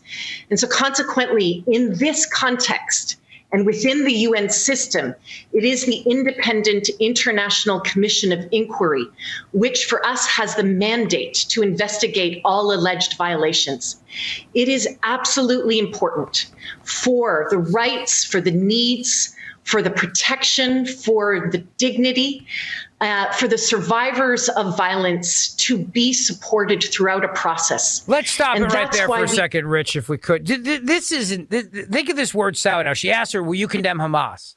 And then she proceeds to give the mission statement of her organization. This is what's called dodging and deflecting. You just say a bunch of words that mean nothing just to fill space and time, hoping to distract the person so they forget the question that they asked you, which is, do you support, will you condemn Hamas for rapes? Will you condemn Hamas? There's more to this. I'll play it on the other side, but it's worth hearing. And this is where we are right now. But don't you love that? A jumbled word salad where all she does is give the mission statement of the organization. We didn't ask you the mission statement of the organization. We asked you, will you condemn Hamas for brutally raping women on October 7th? Yes or no? Very easy question. Should have taken a 5-second answer.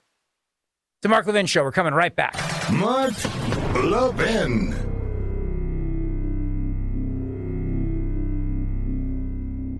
You want a deal? I got one for you. Free Moto G5G phone from Pure Talk. No gimmicks, no trade-in necessary. Just sign up for Pure Talk's unlimited talk, unlimited text, 15 gig data plan, just $35, and get the Moto G5G phone free. But here's the deal. You need to move fast because these phones will be gone by the end of the month. So if your current phone is on life support, upgrade for free with Pure Talk. Enjoy 2-day battery life, an exceptional quad pixel camera, and a whole lot more. Just go to puretalk.com/Levin, Levin, to get this exclusive offer and to select the plan that's right for your family. Remember, Pure Talk gives you America's most dependable 5G network at half the price. So make the switch today. Go to puretalk.com/Levin, that's /Levin, to claim your free Moto G5G phone with qualifying plan. Again, puretalk.com/Levin. Pure Talk, simply smarter wireless.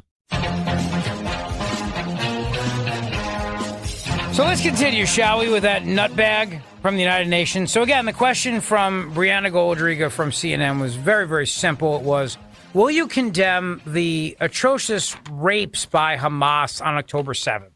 Right? So will you condemn the rapes that Hamas committed against Jews on October 7th? And this person, Sarah Hendricks, who's the deputy executive director for UN Women, proceeds to then give a long, blabbering word salad that says nothing, which is the idea of word salads, by the way. There's no nutritional value whatsoever. It's intended to just distract you from the fact that they're not going to actually answer the question. They're just blah, blah, blah, blah, blah, blah, word. Anyway, let's pick it up from where we were. And that's why we work through these globally mandated mechanisms. That notwithstanding, we understand and certainly we encourage and support national level efforts, the ones that you've heard about today, the Civil Commission in Israel, which has brought together women's organizations to document gender-based atrocities impartially. Our work will be on the backside of the Independent International Commission. So there you go. They're going to document things. They're going to document. The question was, will you condemn Hamas? Nope. She's part of the United Nations. They won't condemn Hamas. Because think of how many people within the UN hate Israel and also believe that Hamas are freedom fighters. And hey, listen, if you're a freedom fighter and you got to rape people, well, it's freedom. It's a freedom fighter. So you're just doing what you got to do as a freedom fighter, I guess. How many of these groups on campus, the rainbow groups, the groups with all the little acronyms and letters, and how many of them will condemn Hamas for raping women? They won't. I mean, Sheryl Sandberg, I give her credit. She wrote a piece about this saying that we need to call out Hamas for their treatment of women. We need to call this out, and we need to say what they did, and the world needs to say what they did and let it be known what happened here. And I don't mean just documenting it. I don't mean some UN windbag documenting it. I mean, condemn it. Condemn it and say what happened. But that's the problem. They don't want to acknowledge it happened. They don't want to acknowledge it happened because in their crazy leftist mind, Hamas are just freedom fighters here, fighting for the Palestinian people. So they won't acknowledge it. They won't condemn it. How do you condemn something you can't acknowledge happened? How do you condemn something if you will not even acknowledge it took place? And if you listen to that word salad, what you find there is you find her saying that our job is to document, investigate, look around, blah, blah, blah, blah, blah. She won't condemn it. She won't even acknowledge it took place. She won't acknowledge that Hamas was brutally raping women. So how can she condemn Hamas raping women if she won't acknowledge that they even did? And that is the United Nations for you right there. There it is. Hour number 3 of the Mark Levin Show with me, Rich Zeoli, coming straight ahead. Don't go away.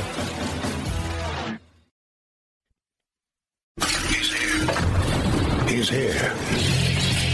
Now, broadcasting from the underground command post, deep in the bowels of a hidden bunker, somewhere under the brick and steel of a nondescript building, we've once again made contact with our leader, Mark Levin. So I guess the question is, now that China has a new pandemic, this pneumonia sweeping the country with masks and lockdowns coming back, when does it come to America? Probably just in time for the presidential election. Welcome back to the show. Glad you're here. It is the Mark Levin Show. The great one is off tonight. He will be back tomorrow. It is me, Rich Zeoli, from Mark's hometown of Philadelphia, where I broadcast on 1210 WPHT. I do the afternoon drive show there on Twitter, or X as they call it now, at Rich Zeoli, Zeoli, for those of you that are not Italian in the audience. And I keep thinking about what's happening in China right now. I keep thinking about the fact that back in October of 2019, Dan Briette was the energy secretary.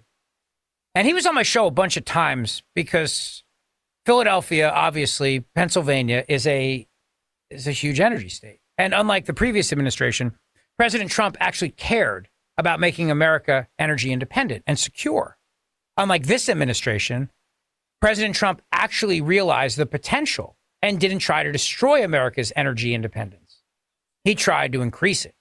And that meant things like supporting natural gas, which is a huge thing in Pennsylvania.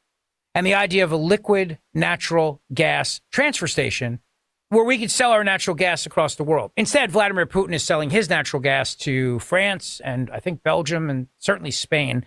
And they've been buying more and more of it. We could sell our oil. We could sell our natural gas. We could have our coal. We could do all those things. When Trump was president, those things were happening in the state of Pennsylvania. It was great. It was wonderful. And Dan Briette would come on my show all the time and talk about all the new energy initiatives that the administration was taking. The war on coal stopped as soon as Trump got into the Oval Office.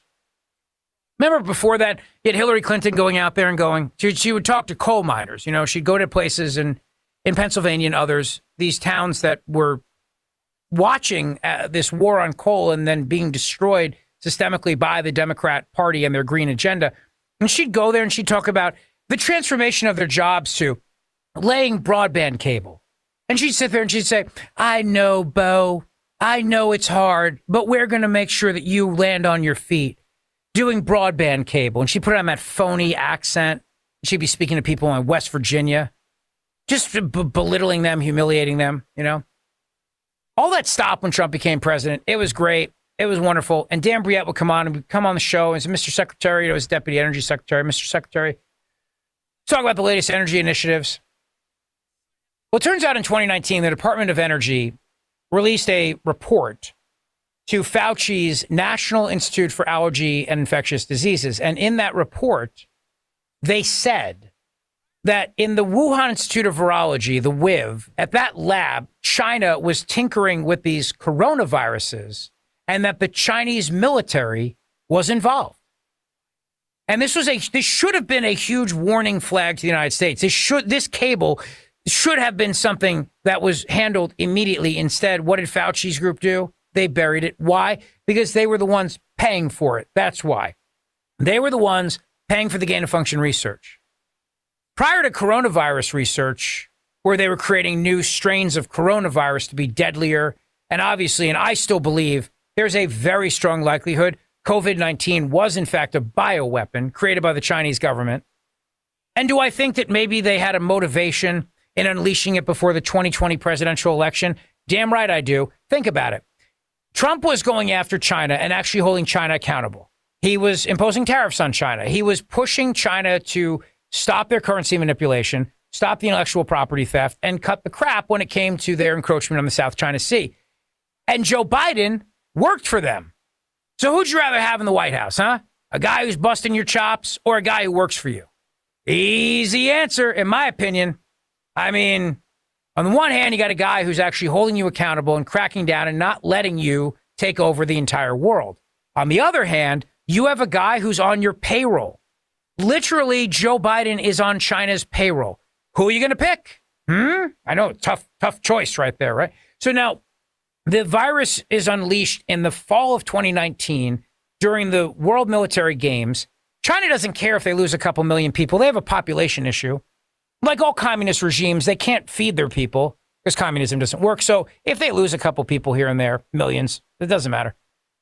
But they unleash this virus in the world, or maybe it was an accident. It just walked out of the lab on its own.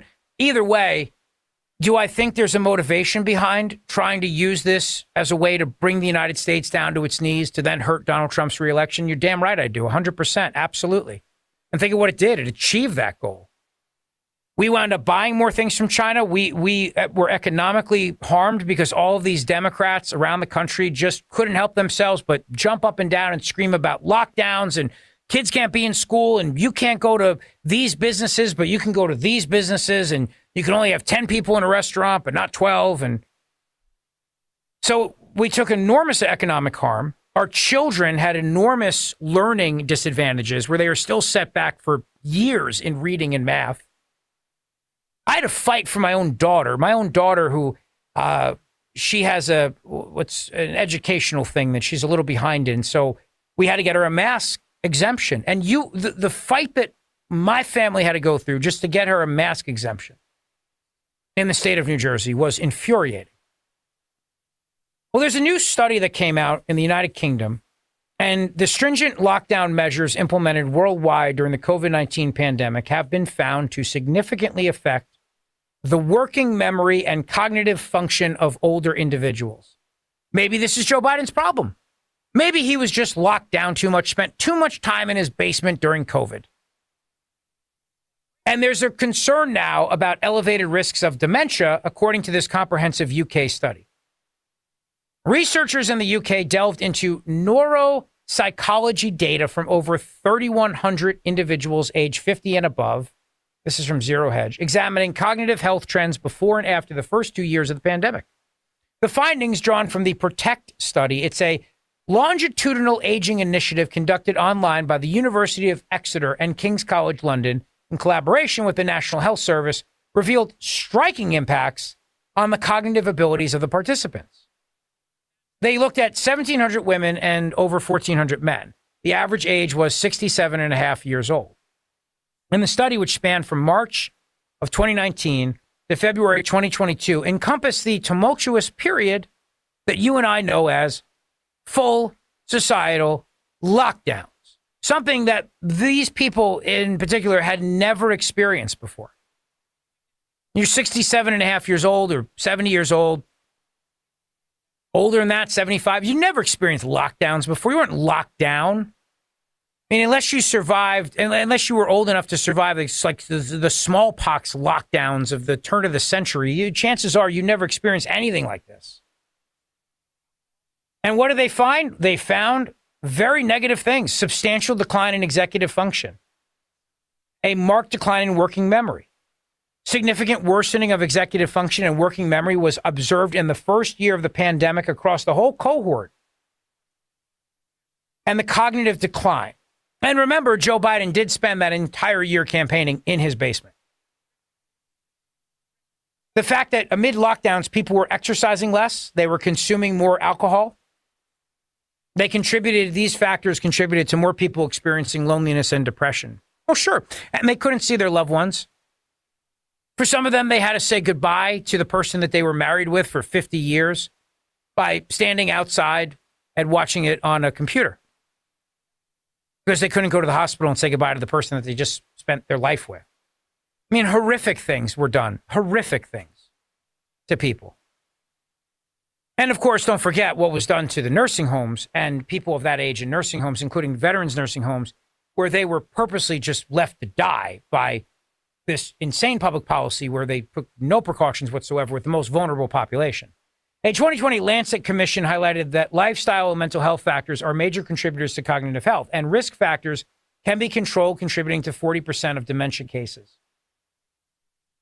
The lockdowns drastically changed the lifestyle of millions, led to increased use of alcohol, a reduction in physical activity, and an increase in sedentary behavior.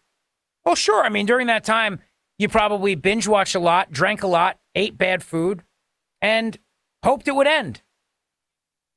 But particularly for people in that age group where they may not have had access to family and friends, and there wasn't a job, they didn't have a job to go to every day. I mean, at least for most of us, we were able to get online and work remotely or do the show. In my case, do my show remotely. I mean, we could do those things and be around people and still feel like we have a function. But if you don't feel like you have a function and no purpose, and you can't be around your loved ones, and you can't see your grandkids, and you're not allowed to do those things, and you're alone, you can't go to whatever groups you were part of, VFW, American Legion, whatever the groups were, bingo night, whatever. You can't do any of those things.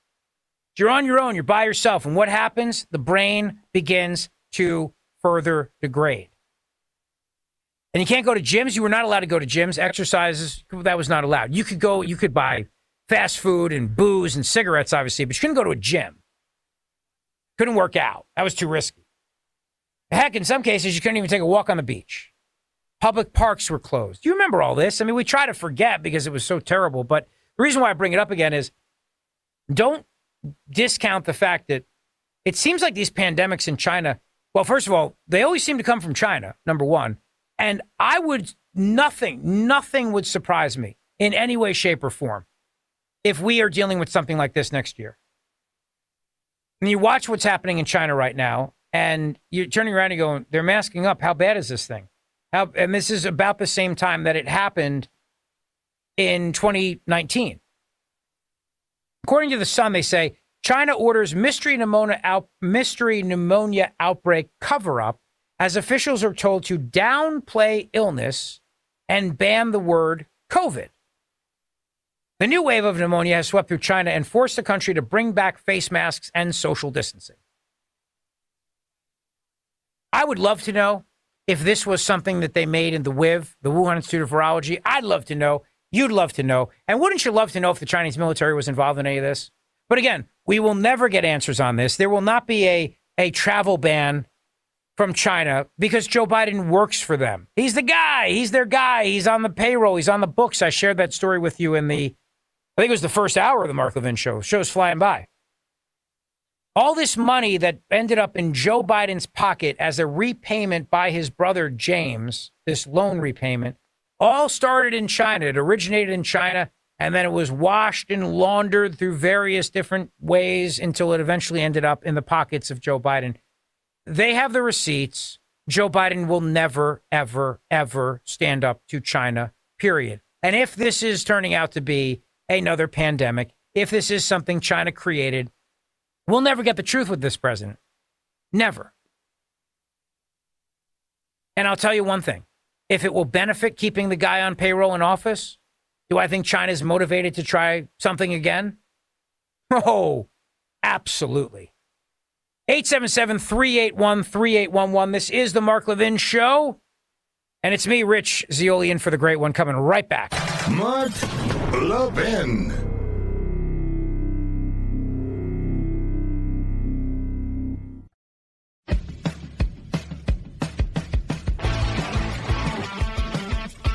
All right. As we continue along here on the Mark Levin Show, you can follow me on Twitter, by the way, at Rich Zeoli. I still call it Twitter. It's hard for me to call it X and not think I'm talking about something that's completely inappropriate. All right, I'm going to try some calls here. Hopefully this is pretty accurate. Had a little technical issue hooking up to the call screen. But let's try this. Let's do our best here. Let's see how we do. Renee is calling from Arizona. Renee, it's me, Rich, in for the great one. How are you? I'm great. Thank you for taking my call, sir. I can prove that Trump, when he warned us about the swamp, I can prove it's real and it's running Kingman, Arizona. I can prove it. I have all the proof like Q, but my name's Renee Cranen, and I can prove that Judge Van Arsdale, that Judge Singer is corrupt, that former city prosecutor Megan Verhalen, who now works in Flagstaff, is corrupt. I can prove there. All right. Well, listen, I'm sure you can, and I appreciate the call, Renee. But we can't do this at this present time. But I'm sure you can prove all that. David is in Staten Island, New York. David, how are you? Oh, he's gone. Okay. How about Patrick? Is Patrick there? Patrick is there. Patrick, you are on the Mark Levin Show. How are you, sir? Patrick, are you there? Oh, no, Patrick. All right. We'll try one more here. Let's try Brian in Clarion, Pennsylvania, my adopted state of Pennsylvania, since I live in Jersey but broadcast out of Philadelphia. Brian, you're on the Mark Levin Show. Hello, thank you. I'm a former Bucks County boy, so I appreciate when you're a guest host. I enjoy listening to you. I have a tongue-in-cheek question for you about your talking about the Biden surveillance program for Americans. Yeah. But I just wanted to make a quick comment on Israel, if I could. I'm hoping that Israel's diplomatic negotiations with European support, namely Great Britain and France, will work until President Trump can be reelected to the White House. Biden screwed Great Britain with the Afghanistan withdrawal, leaving British subjects high and dry, and he screwed France by pulling the plug on the nuclear submarine program. So hopefully they will come to the aid of Israel. But my tongue-in-cheek question is, I fly the colonial flag with the Gadsden flag, the Don't Tread on Me. Sure, yeah. We also fly, the Jolly Roger with the 2020 Trump flag to remind our community of what I like to call the judicial atrocities surrounding January 6th. And we fly the Trump flag. We also fly the Israel flag. But here's my tongue-in-cheek question. My husband and I are both gay Republicans, and we also fly the rainbow flag, which means that we are proud members of America. We support the freedoms of America. We appreciate the rights that the gay community over the decades has earned from society, as well as the legalities. And I'm hoping, do you think that that will protect us from being under surveillance? No chance. No chance. That rainbow flag does not cancel out everything else you have. Oh, well. And what you should do is put like an AR-15 on the rainbow flag and really get them going. Could I make a comment on your pneumonia talk about China? I gotta run. I'm up against the break. But thank you for the call, and you have a wonderful night, and appreciate you listening to the Mark Levin Show. It is me, Rich, in for the great one. These hard breaks. What are you gonna do? It's a national show, baby. I gotta follow the clock, and the clock ticks. But when I come back, you know that George Soros cut a $250,000 check to an anti-Israel charity accused of Hamas terror ties? Straight ahead.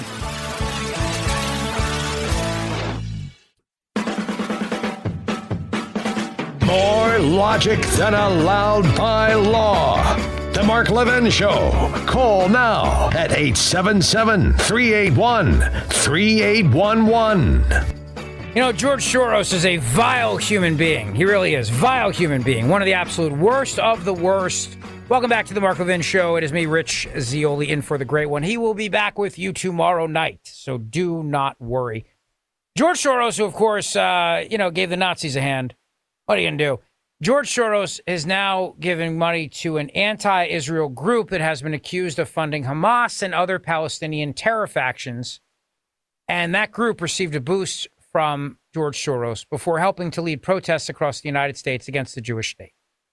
The Soros-backed Foundation to Promote Open Society, a major liberal grant maker in the billionaire Open Society Foundation's empire, steered $250,000 in 2022 to Education for Just Peace in the Middle East, a charity that has reportedly fiscally sponsored the Palestinian boycott, divestment, and sanctions national committee, according to a newly released grant records. The same charity, which is also known as the U.S. Campaign for Palestinian Rights, is one of several pro-ceasefire rally organizations sympathizing with Hamas. This is from the Washington Examiner. The Soros-tied cash transfer appears to undercut efforts by the philanthropists to oppose anti-Semitism, which has surged by at least 400% in the United States since October 7th, according to the Anti-Defamation League. Soros' organization also granted $450,000 to this Education for Just Peace in the Middle East. And their national conference was notably canceled by a Hilton hotel in October after a Washington Examiner report on how squad member Rashida Tlaib, another vile person, was set to deliver the keynote speech. The anti-Israel network was revealed by Tablet in 2018 to sponsor the BDS National Committee, which counts the Council of National and Islamic Forces in Palestine as a member. According to the BDS committee website, in turn, the council has included U.S. designated terror groups such as the Popular Front for the Liberation of Palestine, Palestinian Islamic Jihad, Hamas, Palestinian Liberation Front, all as part of its membership, according to the Jerusalem Center for Public Affairs think tank and the U.S. State Department. This may have allowed this organization to facilitate tax-exempt donations to foreign political entities, possibly in violation of IRS laws governing fiscal sponsorship, said Benjamin Baird, who's the director of the Middle East Forum Action, which is a watchdog which tracks terror-tied nonprofit groups. The Foundation to Promote Open Society's grant to the anti-Israel network was for general support, while a prior grant was to expand the grantees' organizing support for national partners and to upgrade their communications capacity in order to promote freedom, justice, and equality in a world without racism and oppression. Well, obviously, from the mind of a leftist like George Soros, the Palestinian people are oppressed by Israel, and so therefore, whatever Hamas and all the other lunatic groups are trying to do, these terrorists, to destroy Israel, it's justified.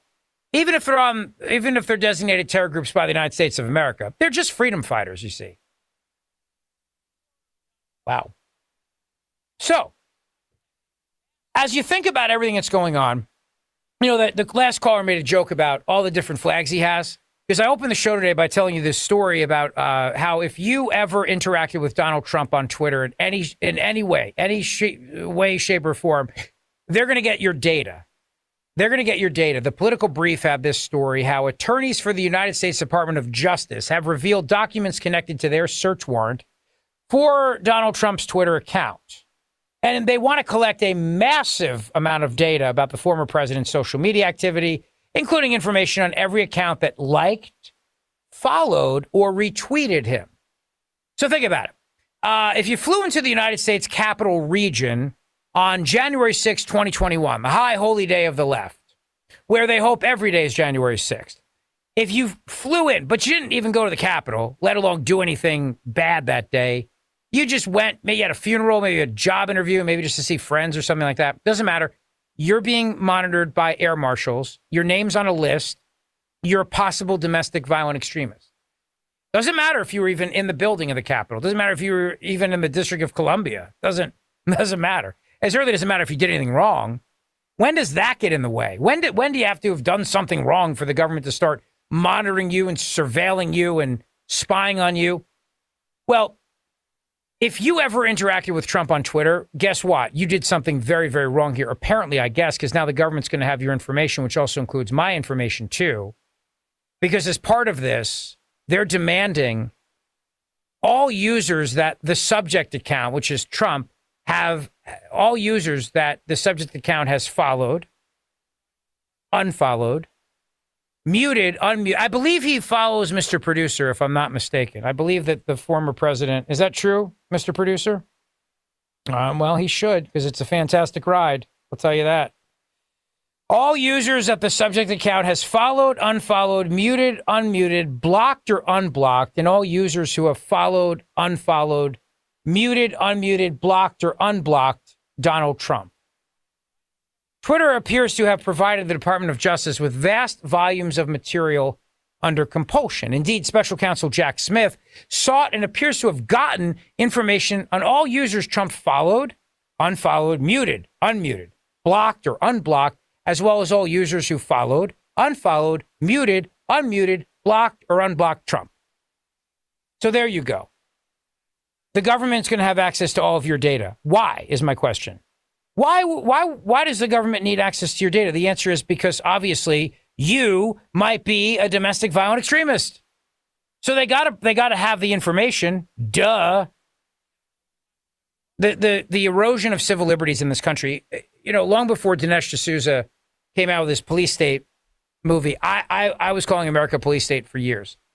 Because, the definition of a police state, it's not cops on horseback. It's not cops using tear gas to deal with a violent protest. Those things are police tactics. No, what a police state is when the government uses its law enforcement for political purposes. And we got a whole lot of federal law enforcement in this country, you may have noticed. And when they use that for political purposes, either to help their friends or to punish their enemies or to monitor the citizens who they don't like, who might be a threat to them, and I don't mean a physical threat, but a threat's a threat nonetheless in their eyes. So if you're a threat by exposing the truth, well, that's just as bad. And they use their law enforcement powers, their national security powers for political purposes. That is literally the textbook definition of a police state. That is what America has become. That is where we are. And that is how it's going to get 1,000 times worse if Joe Biden's reelected. 1,000 times worse. Because they love the power over us. They love the power over us. By the way, follow Mr. Producer at Rich Cementa on Twitter. It's an excellent ride. I'm telling you right now. It's a must-follow account. And you can follow me on Twitter at Rich Zeoli if you like as well. Let me go to Susan is in upstate New York, and she is on the Mark Levin Show. Hello, Susan. Hey there. You've done a great job tonight of really connecting the dots on the Biden, how he's compromised to China and other countries and to our decline and the danger that we're in from the police state that is upon us.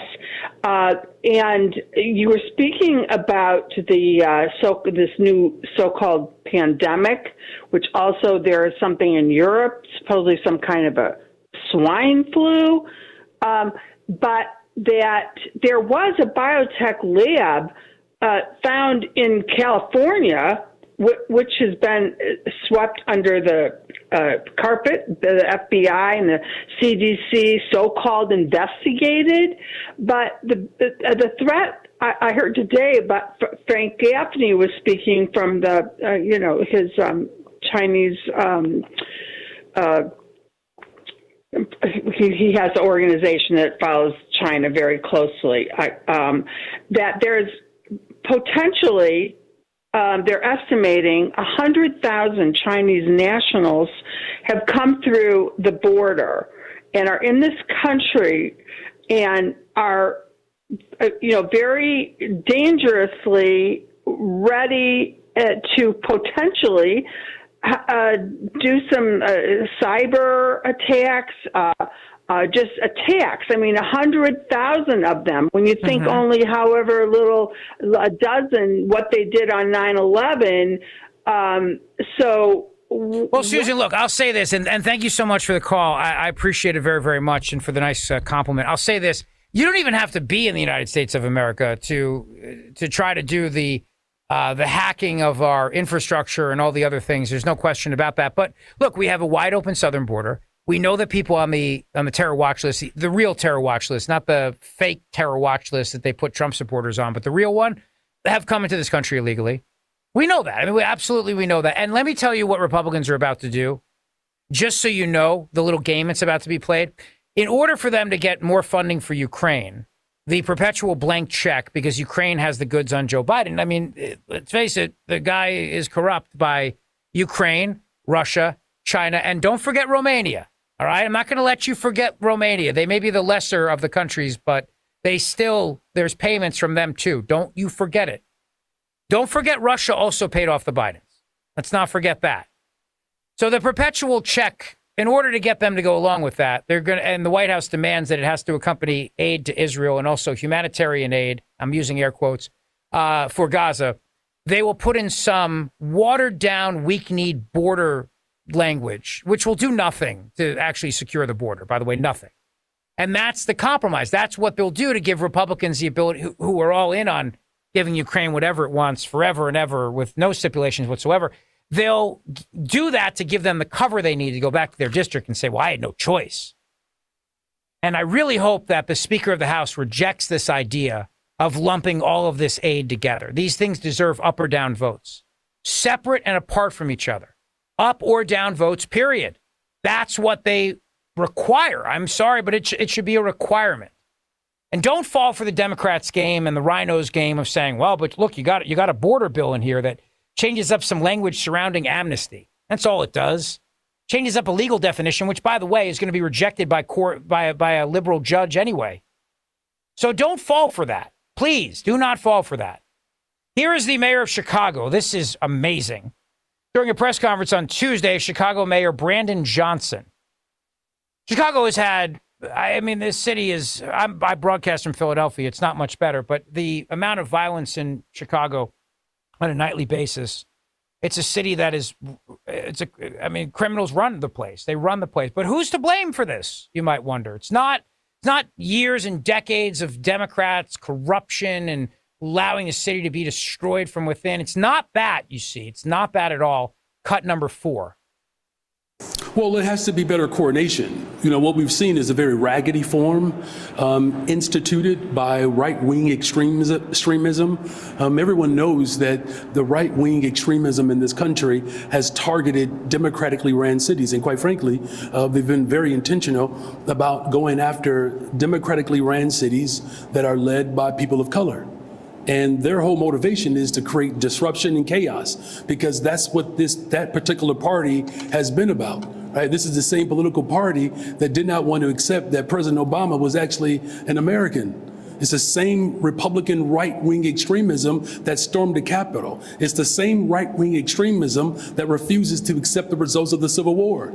It's raggedy. It's disrespectful. It's mean-spirited. It's an unclean spirit, quite frankly. I'm sorry. We refuse to accept the results of the Civil War. Look, I may not accept the results of the time that Tom Brady inflated footballs, but I certainly accept the results of the Civil War, particularly because my side won, by the way. The Republicans won. You may have forgotten this, but they were the home team, and they won. The Democrats lost that battle. They lost that war. So who is not accepting the results of the Civil War? Is this in dispute? Are we going back and looking at the archive tapes, trying to challenge the call on the field? Is this guy? See, this is a nut. This is what I mean about these people. They can never take responsibility for anything. It's never the criminals. It's never the fault of criminals. It's right-wing extremists. The reason why their city is a hellhole is because of crime. But it's actually not because of crime, you see. It's really because of right-wing extremism. And each and every one of you who refuses to accept the results of the Civil War, which I didn't know was a thing. I thought it was pretty universally understood who won. But hey, look, You learn something new every day. This is the Mark Levin Show with me, Rich Zeoli, in for the great one, coming right back. Mark Levin.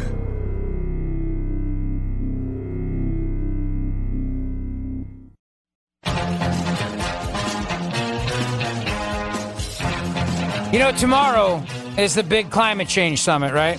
In Dubai. I'm very excited for Dubai. I really am. I'm cheering them on. I am. I'm cheering them on. And I'll tell you the reason why. Because they have a great sense of humor.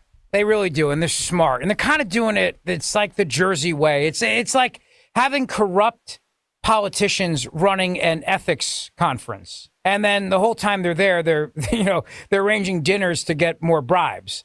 Or it's an abstinence conference where at the end of the night, everybody goes to a strip club. This is Dubai. This is a country, the United Arab Emirates, that is an oil-rich nation, which is, by the way, doubling down on oil. They're doubling down on petroleum. They're literally building islands so that they can expand their drilling operations in the ocean. I love it. I say bravo to Dubai. It's like the entire thing. We'll host you. We'll take all the money. We'll go on about how we'll serve paper straws. Like, I'm sure they're going to have paper straws, and they probably won't, no bags or anything like that. They'll show all their fleets of green vehicles, battery-powered vehicles, which, don't tell anybody, will have to be charged. And the electric grid there is probably run by oil, but don't tell them. Just zip it. And they'll do all those things. They'll have recycled cocktail napkins for all the fancy drinks from all the fancy people who fly to the climate conference tomorrow on private jets and yachts and get chauffeured around in private cars. A lot of cars, a lot of big SUVs. You got to look like a baller at these things. You don't want to show up and really get out of a Prius. You want to look like a baller. So there's going to be a lot of emissions spewed during the climate change conference, obviously. And look, you could make an argument, could we not just do this over Zoom? I mean, do all these people have to travel to Dubai to talk about how to save the world from climate change? Couldn't they just, log on their computer? But that's beside the point. These are superheroes, you see. These are people going to Dubai to tell us how to live. And I'm so excited for their recommendations, aren't you? I can't wait to tell us the latest bug recipes they come up with. Maybe we can do, when I was a kid, I loved the chocolate grasshoppers. They were cookies. But maybe it'll be real grasshoppers with chocolate on them. I think that might be a recommendation from the Climate Change Summit. Also, they can come up with more things like how to make mosquitoes engineered to bite us so that we become intolerant to meat as they tell us to stop eating meat. Oh, it's going to be a lot of fun. The biggest hypocrites on the planet gathering in an oil-rich nation with eyes on more petroleum to tell us how to live our lives in the name of destroying capitalism under this phony climate change propaganda nonsense. It's been an honor to fill in for the great one, Mark Levin.